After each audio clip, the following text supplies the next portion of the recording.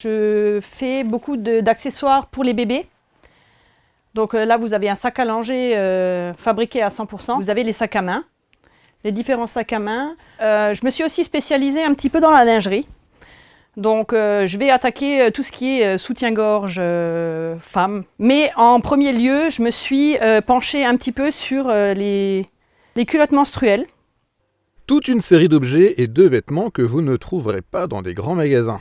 Et pour cause, c'est ici à Richelin qu'ils sont créés par Emmanuelle. Mais dans tout ça, ce qu'elle préfère faire, c'est la broderie.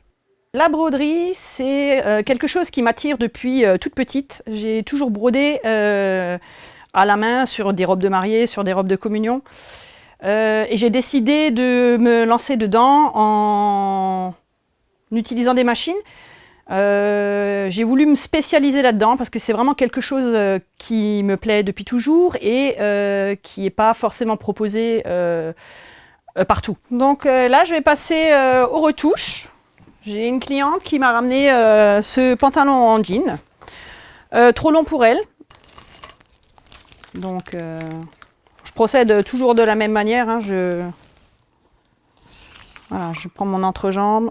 Alors la couture, ça a toujours été le point culminant de ma passion. J'ai très longtemps travaillé dans le commerce, dans la grande distribution, pendant près de 20 ans. Et en fait, c'était jamais le moment de me lancer seule parce que les aléas de la vie font que c'est pas toujours le moment. Et j'ai fini par profiter d'un plan social. C'était le moment pour moi de me lancer, de voler de mes propres ailes et de pouvoir peut-être un jour vivre de ma passion. C'est mon mari surtout qui a fait que dans la balance, ça a pesé beaucoup parce que c'est lui qui m'a dit que ce plan social, c'était peut-être mon petit coup de pied dans les fesses en fait, pour me lancer enfin. Une famille que l'on retrouve d'ailleurs jusque dans le nom de son atelier. Adèle, ça en découle des prénoms de mes enfants. Donc Adam en premier et Maëlle en deuxième, ce qui donne Adèle. Donc on a trouvé que c'était une manière originale de marquer le coup, quoi, puisque tout le monde fait partie de l'aventure, donc eux aussi. Voilà, donc d'où Adèle.